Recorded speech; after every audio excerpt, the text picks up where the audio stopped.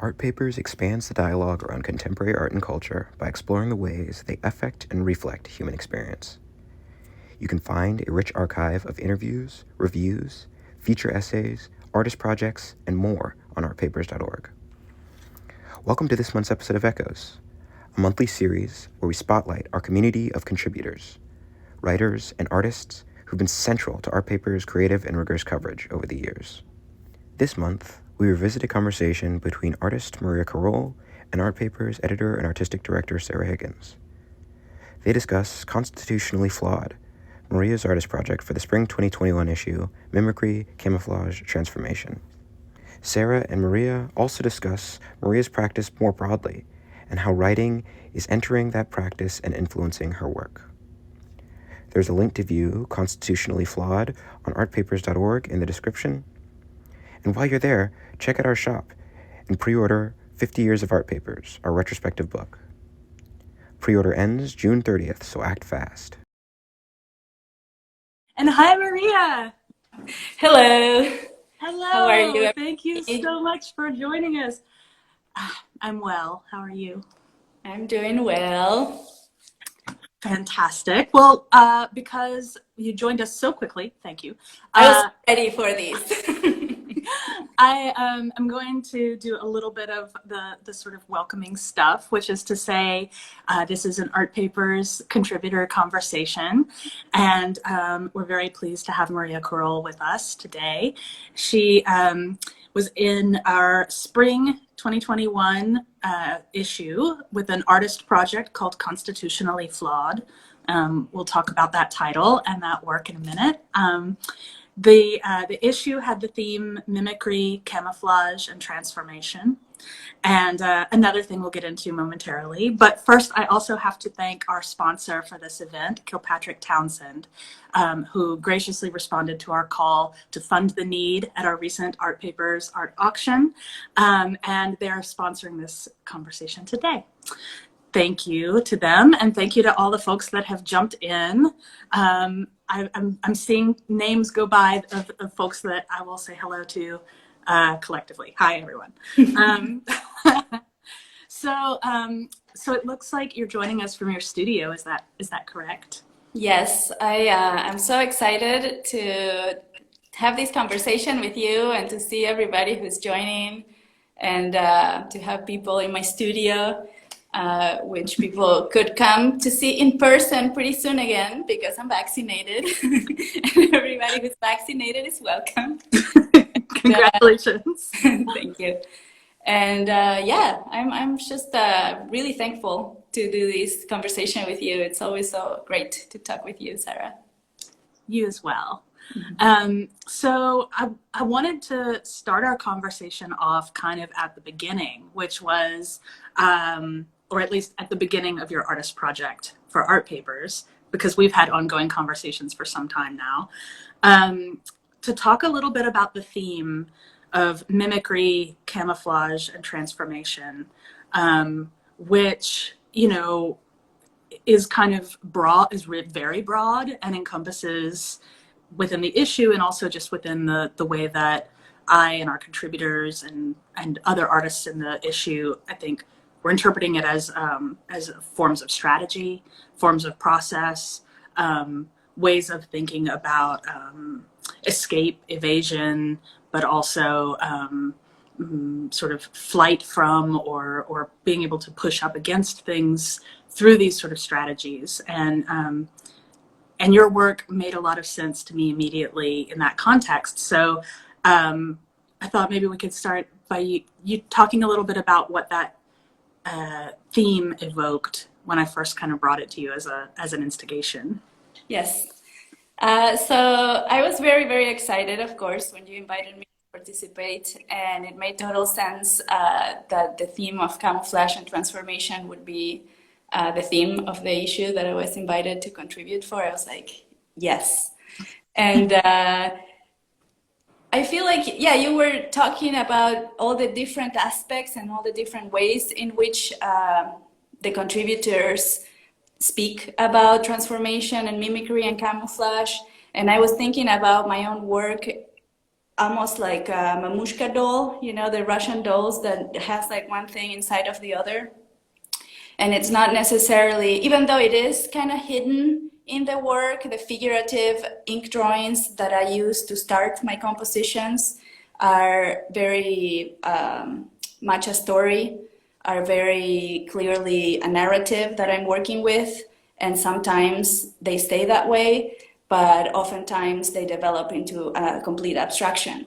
So the image is hidden inside, but for me, it's still there. So that's why I brought up the idea of the mushka, because it's not gone or, you know, forgotten. In my perception of the work, it's pulsating, vibrating. It's still something about that original narrative should be felt and perceived by the viewer, hopefully, but possibly in a different way than it does when the figures are present. When the figures are present, the read is a lot more direct. And when the figures become something else, when it's transformed into an abstraction, then the read is more open, more poetic. And I'm totally fine with both reads, and I feel like they inform one another. So I tend to show the works side to side because I really like the interaction between the two and how you can get something out of each one and make the connections once you start to know that this is what I'm doing, you know, that each abstraction has a narrative under it. So for the, I guess for the folks who are maybe less familiar with your work and your practice, you know, the artist project that you produced for us has sort of three modalities that are emerging in it, right? There's the text that you wrote for us. There's the stills, the images that appear in the print issue alongside the text, and also online. Which, if you're not, folks, if you haven't seen María Korol's beautiful artist project, Constitutionally Flawed, you can go to artpapers.org. It's the very first thing that you'll see on our homepage today. And there's a video component as well. And the stills, which kind of function as their own static works, are pulled from that process of making the video. But I feel like it's important to understand a little bit about your process and these sort of different media that you work in and how they relate to one another. So do you mind kind of giving a kind of sort of from the beginning through to where things land about your process? Yeah, it's again a little bit peculiar the way I work, and it's always a little bit hard to imagine it when I'm talking about it in words, and that's a lot of why making the animations became so great for me, is that when people go and see the animation at artpapers.org, they will see the process live. You know, it's like happening there. But yeah, I start with ink drawings, and there is, I think, a connection between the materiality of ink on paper and writing itself. So it's like the elements or the materials of calligraphy. And when I'm working with those, I'm always very specifically inside a narrative that can be a personal narrative, biographical, something a friend told me and that really hit me, or it can be historical. I am very interested in history and I love learning history. So sometimes it comes from events from history that I want to research a little bit. And other times it's fiction, because I'm also a total obsessive reader that loves books. So sometimes certain writers, not all of them, but certain writers will just, I have to draw the thing that story made me think of. So those are more illustrative, I would say, of a particular narrative. So you have figures, you have a scene, you have a narrative. And sometimes it's very lively and it tells the story that I want to tell very clearly, and it stays that way. And other times I progress with the work and I keep going and going, and the story starts to become layered with materials, and then I grab gouache or acrylic paint, and I'm like, I want to use a little bit of this color or that color, and then it starts to transform into an abstraction. And like I was saying before, this abstraction to me relates to the story. So there is a sort of energy that the story gave me, that, you know, a feeling that I was like, well, if this, maybe if it comes from my own biography, it's easier because I know how it felt in a particular situation. So I'm like, okay, this one needs to feel like shame, or this one needs to feel like excitement, and this one needs to feel like fear. I don't know. But if it comes from history, of course, also one has empathy, and, you know, one feels like, oh, this probably felt this way. And so it starts to become more specific, like an essence, and I'm just like searching for that smell. You know, it's like, okay, I want this to smell like fear. So it doesn't need to be the story. When somebody looks at it, they don't need to say, oh, there's a woman and there's a man and they're, you know, fighting or whatever. So that's the process. And it's interesting because going back to Constitutionally Flawed, in the essay, I talk a lot about binaries. And I feel like in my work, a lot of people see it as two things that are like a binary or a duality. You know, it's like, oh, figuration against abstraction. And sometimes people have an attitude almost like it's two soccer teams. You know, it's like, are you Boca or River? And it's like, no, it's all part of the same project, and the figures are there under the abstractions, but you can't see them anymore. So, but hopefully you feel them. And I think that's the way, like, our bodies work that way. You know, we change, we get bigger after a pandemic, then we get smaller again very quickly. So we get older, you know, our bodies change. And I love that change. I think it's great. And something else that is part of it is that in my life, like in my personal trajectory, I had so much change throughout. I used to be a dancer. I studied modern and contemporary dance, and I stopped doing that. I, you know, learned how to speak first as a very, very young, like a toddler, in Portuguese, then dropped that and spoke Spanish, and then as an adult learned English. So there's been all these transformations in my personal life that I feel make sense when my work is also doing that. Is I don't know, I feel like the most scary thing about being an artist is how personal all the art you make ends up being. It's like for a lot of artists, unless you're like maybe like very conceptual, and then there is a little bit more like intellectual distance. But for people like me that are very interested in the materials, it's like, it's you. You know, it's like you look at the work and you're like, oh, this is me. Yeah, I think that, I mean, I've witnessed people seeing your work and having a response when they, in a studio visit or in an artist talk, when they find out that there are these beautiful ink drawings that sometimes live out their life as an artwork, you know, as these ink drawings, and other times become just the sort of foundation for these layers of abstraction. When they realize there's something in that work that's been foreclosed to them, it can be visibly frustrating for them. There can be a sense of like you're denying them access to something that would create, like that would decode the abstraction for them. And I've seen it happen enough that I feel like this is a somewhat common reaction to your work.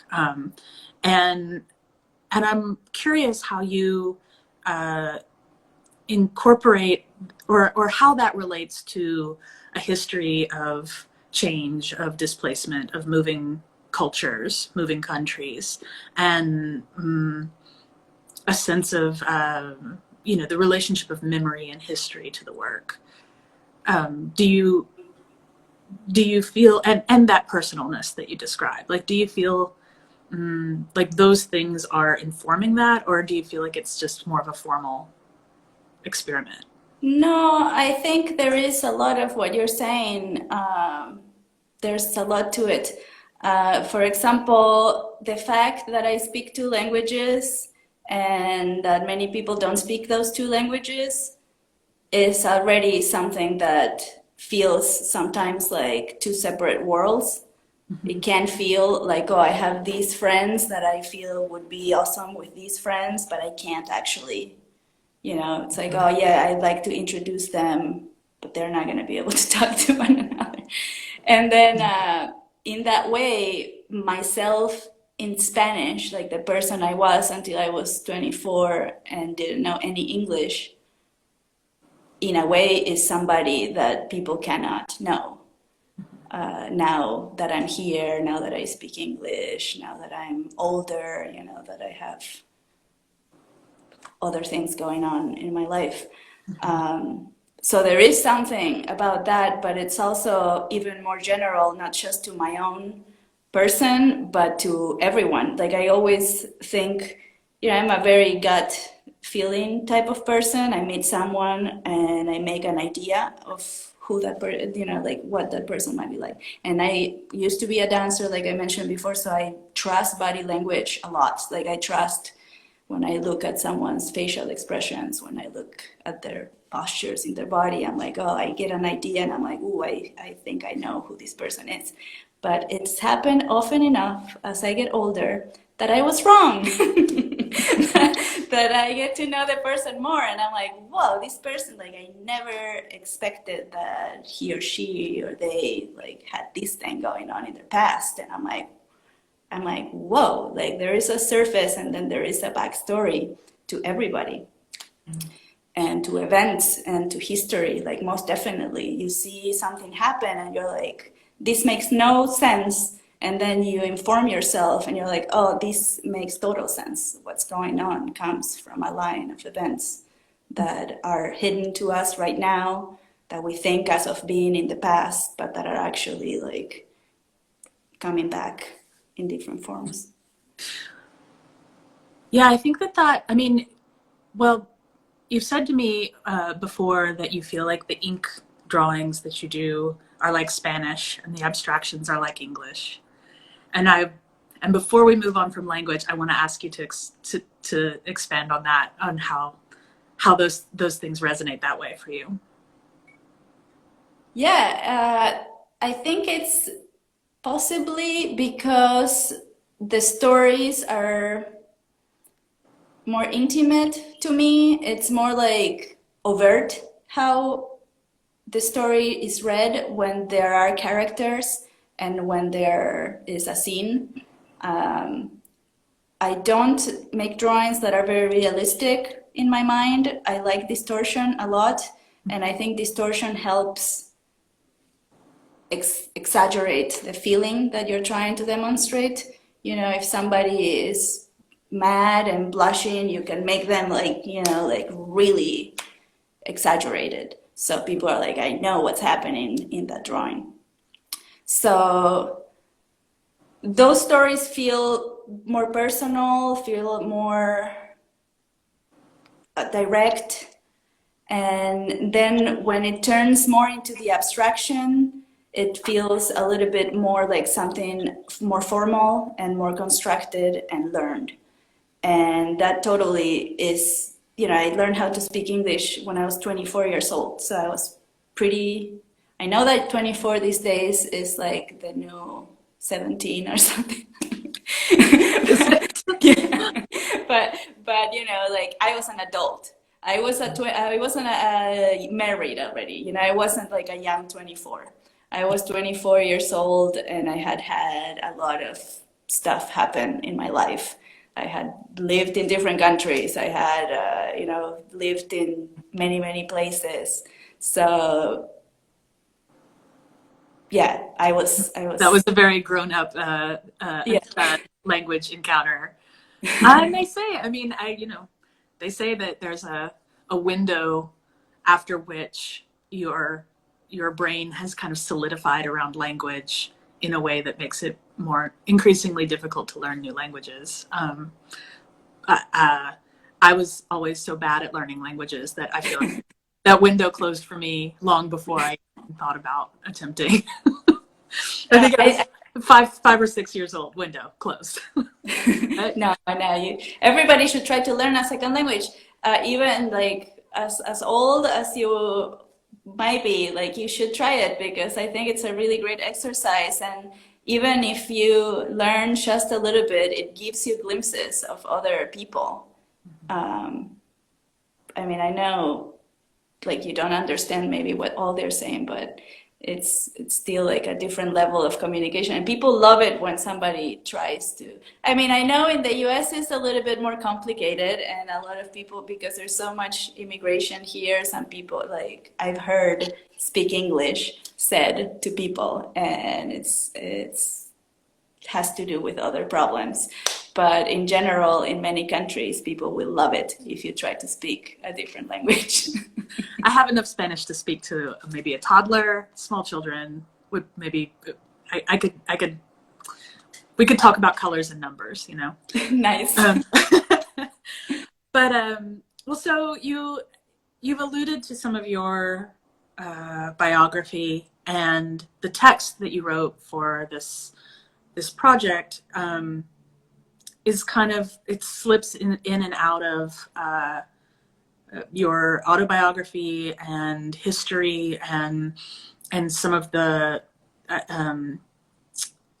links that you see, kind of poetically linking those two stories together.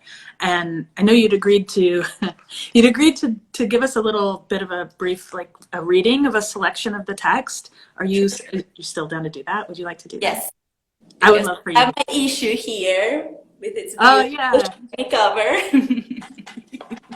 So yeah, I'm excited to read from it. But maybe before I read, I can say one thing is that I am so grateful, because it was the proposal to do this was so open, and it was so great that you told me, you know, do you want to write something? This is the theme. And there wasn't like an expectation of do this or do that. It was like, what comes to your mind when I tell you this? It relates to your work. And I was like, yes, it does, in terms of the theme of the issue. But yeah, in terms of the essay itself, I was thinking about Chile a lot, because it was exactly at that time that they were going to vote to see if they could change the constitution to make a new constitution. And I was like, I think I would like to talk about something like that, but I told you, you know, in confidence, and now I'm revealing it to everybody who's here. I was like, I don't know that I'm not a politician, I'm not a constitutional lawyer. I was like, I don't know if I can really talk about this in a way that will add something like very in depth about this topic. And then you told me, you know, well, maybe there's a way to make it more experimental, because, you know, I do write poetry, and you probably knew that from other shows where I had some poems mixed in between the artwork. And you sent me a really nice book by Banu Kapil, Humanimal, where she experiments with language. And you were thinking, I think, about that book when you said, you know, you could mix history with a personal approach. And I was like, that's wonderful. And I read that book. And then I read Don Mi Choi's The DMC Colony, which is a great book of poems about the demilitarized zone in Korea. And she also, you know, was born there and also migrated and also writes this incredible experimental poetry. And I was like, okay, I'm gonna give that a try, to have the three voices that you and I discuss, where I talk from my personal experience, and I talk from the historical, and I talk from the poetic. And then that really allowed me to write this piece without feeling intimidated, like, oh, I'm going to talk about politics and it's going to be so hard. It was like, no, I'm making an art project. And also I wanted it to be an art project. I didn't want it to be a historical essay. I wanted it to be something that was like a piece of art. So it reads, after my decade of absence from Buenos Aires, the way Manolo, Pablo, and other friends spoke Spanish sounded like a form of home. They rejoiced in my Argentine accent and slang as much as I did in their Chilean cadence and rhythm. The neoclassical architecture in Santiago resembled that of my city. The afternoon light hit both places with the same tonality and slant. Walking around Santiago reminded me of Buenos Aires so much that I burst out crying in the street. In Valparaíso, my hotel room was on a high floor with a view of the port. I looked at the ocean and had a moment of delirious buoyancy. My body turned inside out as I exited through my eyes, becoming attached to the surface of the moving mass of blue water. So, yeah, I wanted to read that one because in it I'm talking about Santiago, the Chile, and then I am talking about Buenos Aires, the city where I was born. And this idea, it's also, like I was saying before, with the binaries and the dualities, Santiago and Buenos Aires sometimes are perceived as rival cities, like, oh, soccer games and, who is better, and even like the economy of each country, like, oh, Chile has a better economy. And then, there's so many fights that have happened also alongside that front, the border for, like the Andes is right in between, and it's like, oh, we want, like who gets more of that, push it to the side. And I find that so ridiculous. And I wanted to push again, in the whole essay, I'm trying to push against this idea that there are clear binaries in everything. And in that part, I guess I'm doing it in a more personal and poetic way, where I'm saying, when I started to go there, I hadn't been to Buenos Aires for 11 years. I wasn't able to go back, and I was in the US all that time. And because I was teaching a class about Chilean poetry and visual arts at Agnes College, I was taking students to Chile for a week. So I started going back to South America, and I just fell in love with Santiago, and I started to feel like, oh, this is my city.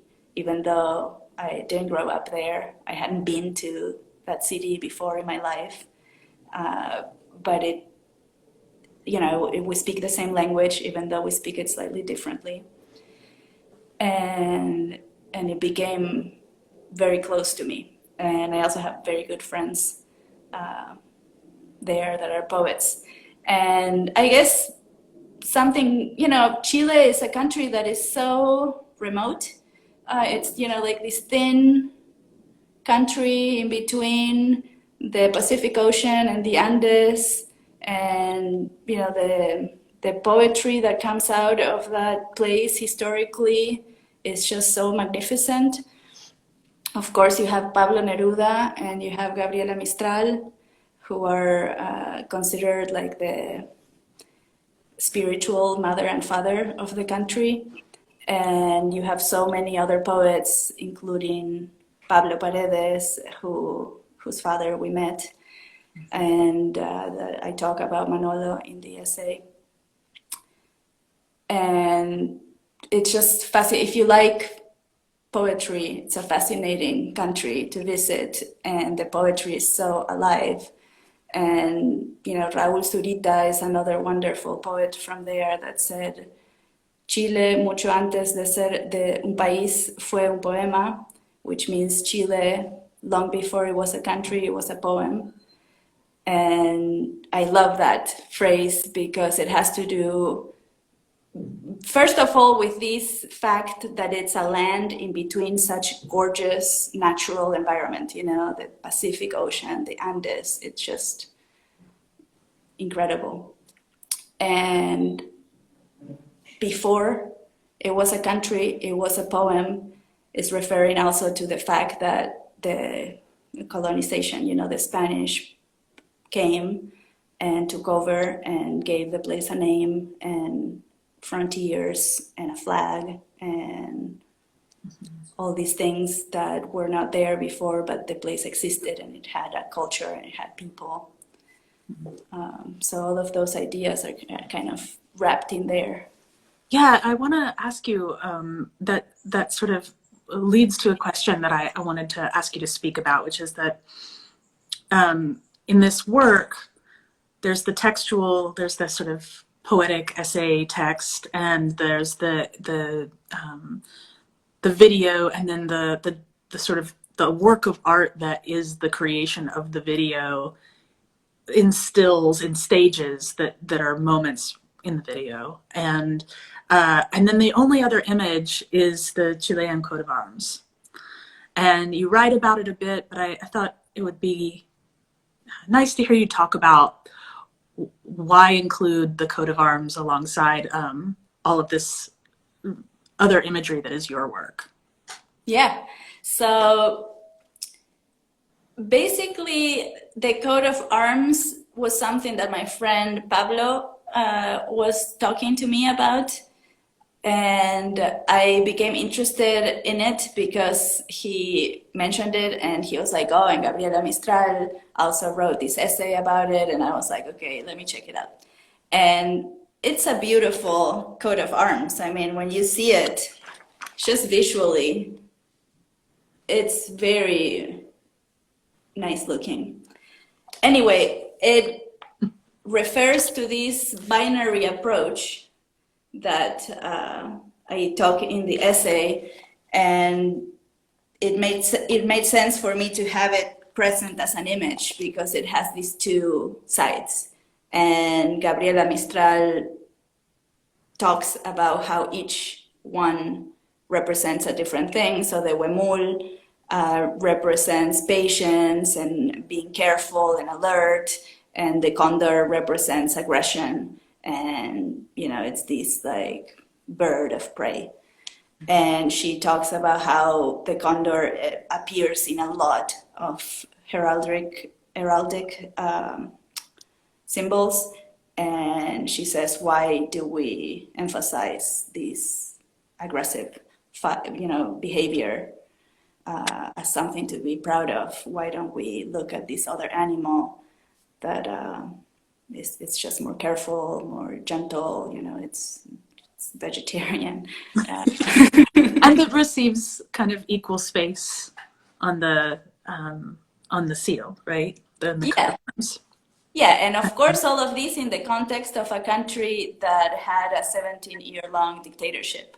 So Chile is a country that has a history of like crazy militarized culture, and Argentina does too. And this is what she's responding to. It's a little bit like, why are we so focused on war and domination, instead of being focused on being more pacifist and trying to relate to one another in a different way. So that's why I wanted it present in the piece. Mm-hmm. And then we haven't yet talked about the video, but I would like to, and you and I haven't talked much about the video. The video was kind of the last piece that came together, and we were very focused on the text and the order of things. But the video, early in this conversation, we were talking about how your work begins with either a literal text, something that you read, or a kind of sense of textuality, a narrative. And then the ink drawings are very engaged with that narrative, right? And then when you progress the work to where it layers over and becomes an abstraction, that the narrative's embedded, right? That's my recap for those who are joining. In the video that you made for this work, the ink drawing moves very quickly into this abstraction. And also for those joining us, you can see the video, read the text, experience this sort of multi-modal work all on artpapers.org. Free, no paywall. It is there for you. But yeah, can you tell me about this, the work, and maybe in touching on that, touch on how we talked about the notion of a constitution. Yes. So the video, like I was telling you before, the animations started to become a part of my practice because I decided it would be nice to have a demonstration of my process. For the same reason we mentioned before, that a lot of people see the finished pieces that become abstract and they're like, oh, you let me out, you know, like, I don't know, you have to tell me the story. And I was like, well, maybe if people have an idea of the process, they will be, they could like imagine what's there a little bit more. So I made a few pieces like that before the one for Constitutionally Flawed. But for this one, what was very interesting is that first I started with the idea of the coat of arms of Chile. And my idea was women, feminism, because I'm a feminist. So I wanted women in the drawing. And then I wanted huemul, and I wanted female huemul. So I drew a huemul with a baby. And then I wanted a condor, but I wanted the condor to be there shortly and to be taken over by the huemul. And then I allow it to go into an abstraction that to me kind of has this feeling of the story that I'm writing about, you know, like something internal, something that has to do with Chile and that has to do with me now here in Atlanta with this past year that we just went through, you know, like some drama in there. So it was that transformation from something very specific to something a lot more open and something less about the past and more about the present.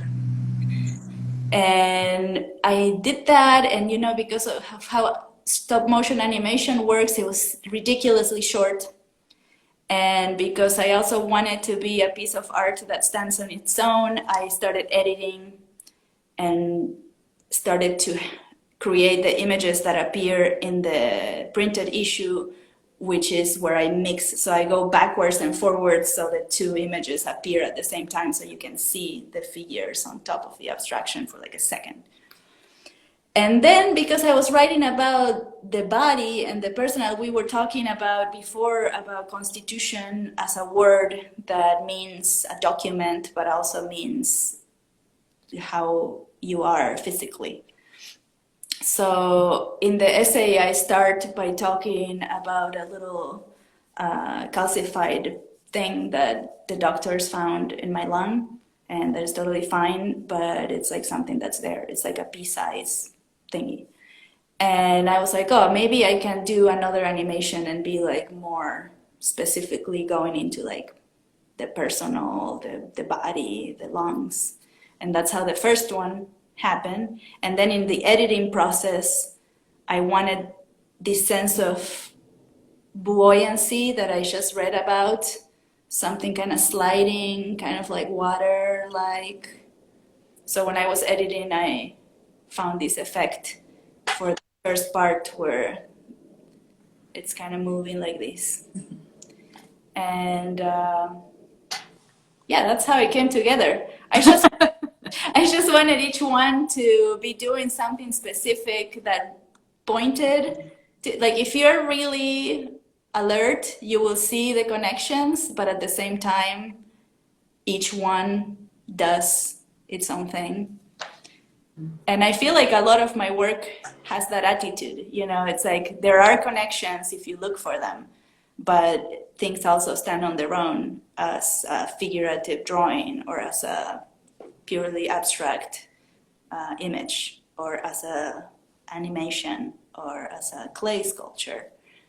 I like to do a lot of different things. I like to inform the work from like different angles as much as I can. Well, so we have about 15 minutes left, a little bit more. I know, it's good. It always goes so fast.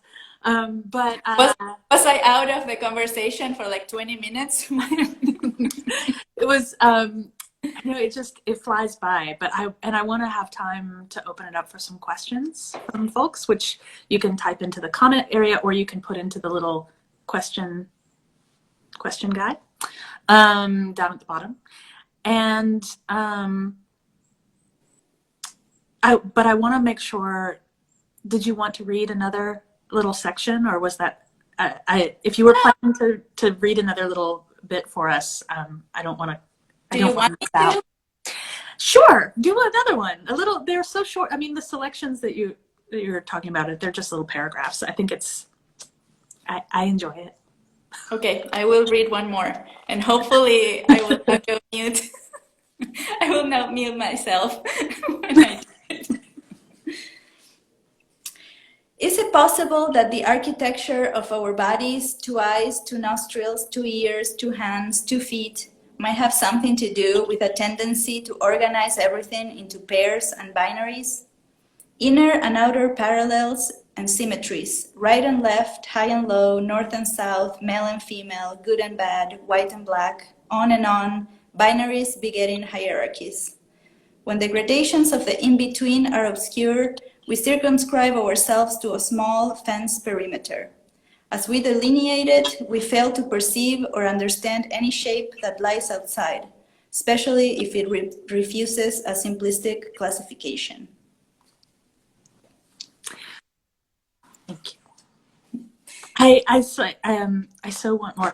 I've enjoyed working on this with you so much, and so I want to give people a chance to ask questions. Let's see if you use the question function, I can see it and I will read it out, or you can type into the just into the comment if you'd like. And while we're waiting on that, I'm open to personal questions. I have a cat. We can talk about him. Just kidding. I think that your openness to talking about your cat is important to, you know, yes. You've just given a blanket consent for cat questions. So I saw some of my students join, and they know how much I like to talk about my cat, sometimes to their detriment. Well, so while we're waiting to see if any questions pop up, I also just want to acknowledge, because as you mentioned in the very beginning, it's been so long since people were in studios with artists. I see some of your studio behind you. Is there anything in the background there that you'd like to tell us about while I? Oh, well, yes, let's talk about this. I don't know if you just read my mind or what, but recently I curated all my little images that I have of artists and things that are important to my practice. So, you know, I have William Kentridge here, and he's incredible. Check him out. He also does animations that are just like genius, like the best ones in the world. Shabalala Self, incredible artist. I love her work. And talking about distortions, the way she works with distortion is just mind-blowing. Mm-hmm. Piero della Francesca, some sculpture. Violeta Parra, speaking about Chile, she's a Chilean artist and singer. Well, she died. But yeah, I have my studio all curated with a lot of images, and of course we also have what I'm working on here, a big piece. Oh, that is big. We were only seeing I a tiny drop my. Oh yeah, I don't want to destabilize. Yeah, it's pretty large, and it's in progress. It's not quite finished. So we have some personal questions for you.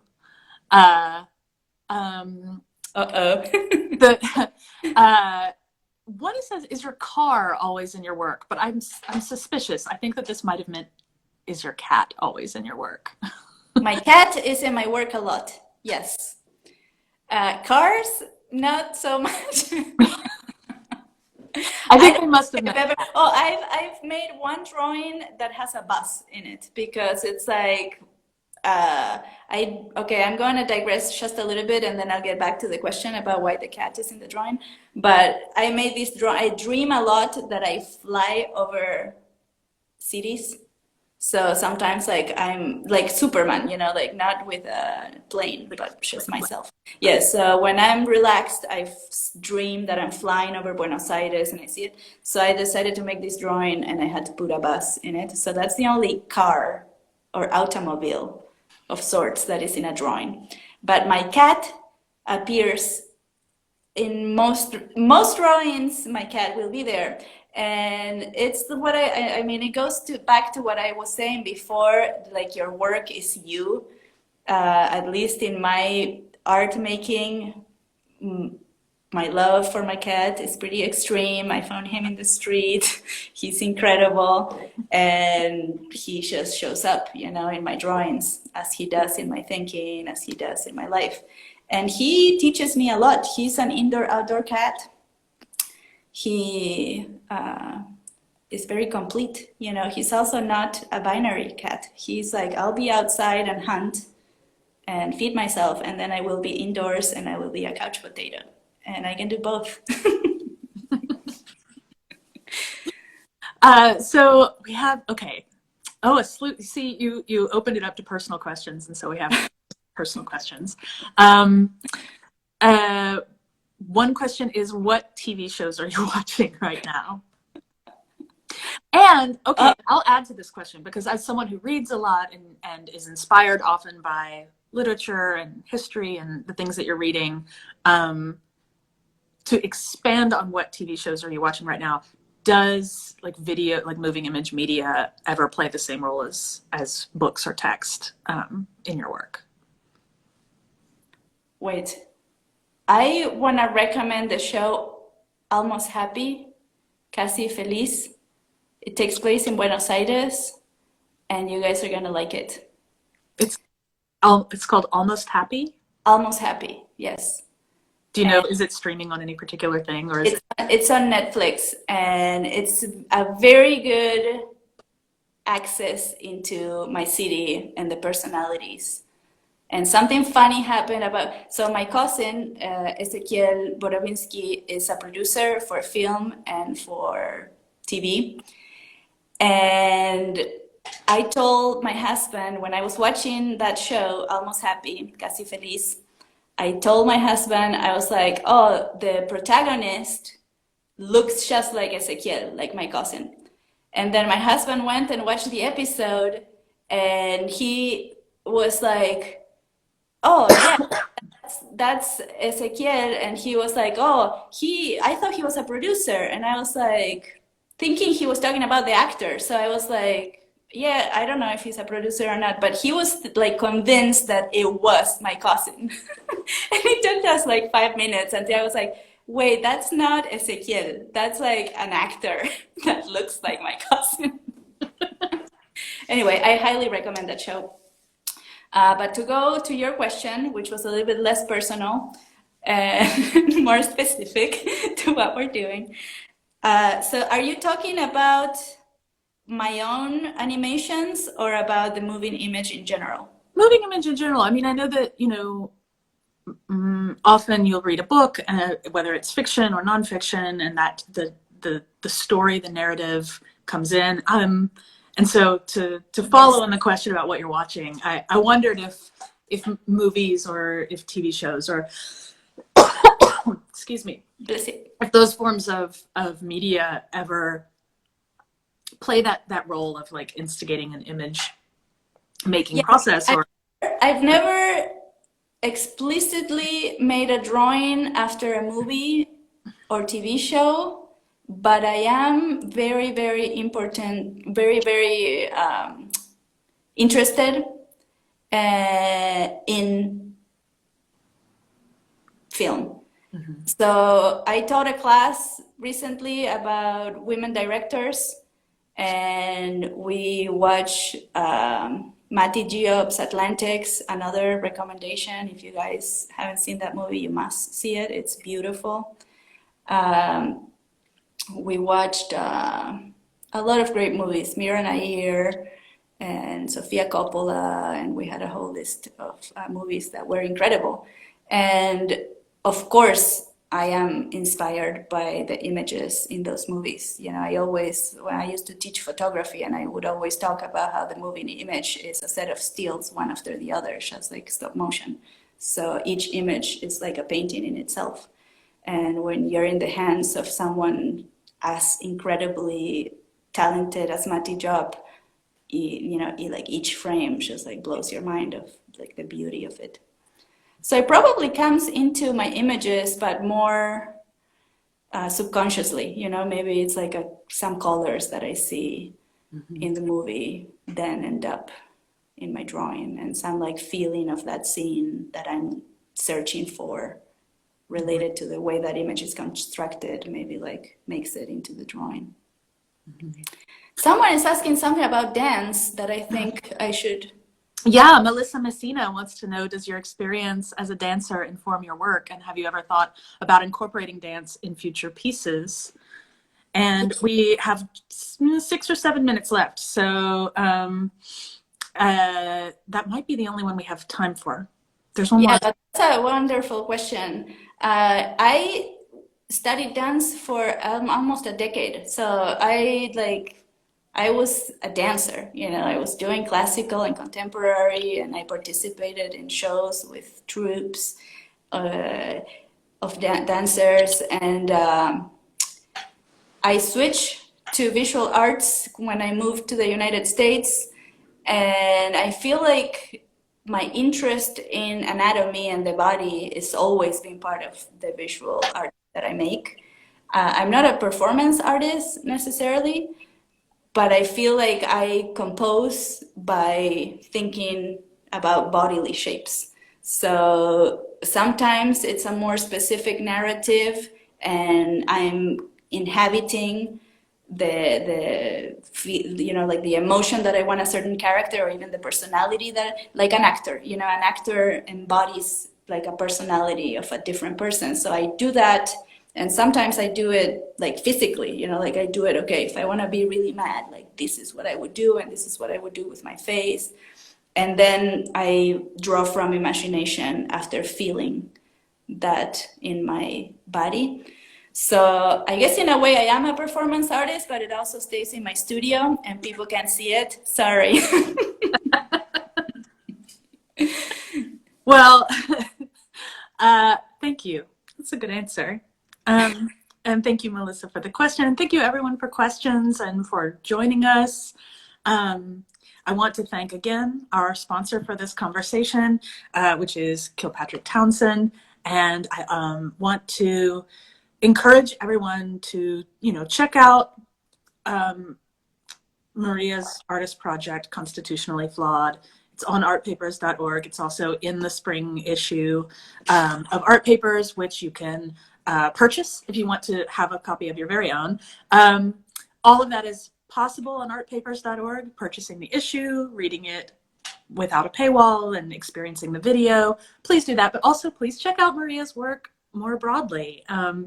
I think, we've talked a lot, and we didn't have a chance to show pictures. We've talked a lot about all of these different materials, media that you work within, but not all of it has been kind of rendered like super clear, I think, in the conversation. But a visit to your website very quickly clears it up. The ink drawings with very clear narrative and figurative are there. The abstractions that have covered other such drawings are there. It all can sort of click into place when experiencing your work, even in a more general way than just what we've talked about now. Titles help. Titles help. Titles help, always. Thank you, everyone. And, our spring issue is kind of wrapping up soon. We're in the final processes of our summer issue. We will be beginning pre-order for that soon. And so it's also just nice to have a conversation with you about this project while it's still out there. And we're going to have another conversation with the other artist who I believe is maybe still in the conversation, still watching. Stacy Lynn Waddell will be our next conversation. And we're setting the date for that now. So stay tuned here on Instagram. Check out our events page if you really want to make sure you don't miss it. But yeah, thank you everybody for being here and being part of this conversation with us. And thank you, Maria. Yes, thank you everyone so much. Thank you, Sarah. You're awesome. And this magazine is amazing. Get it? You're awesome too. Oh, and look at Melissa is giving us little hearts. Oh, Melissa. Thank you everyone for being with us. I'm sorry I muted myself somehow. And I'm gonna do something that a teacher of mine did one time years and years ago in a life drawing class. When the semester was over, she said, "This is the first time ever that I taught this class. So this is the first time ever I went live on Instagram." So. Well, I'm so glad you did this with us then. Yes. Yeah, you recovered like fun. Well, thank you everyone. And I hope to see you in the real world, in person soon. You and folks that I've seen on here, all of us together in person soon. Thank you. Bye. Bye.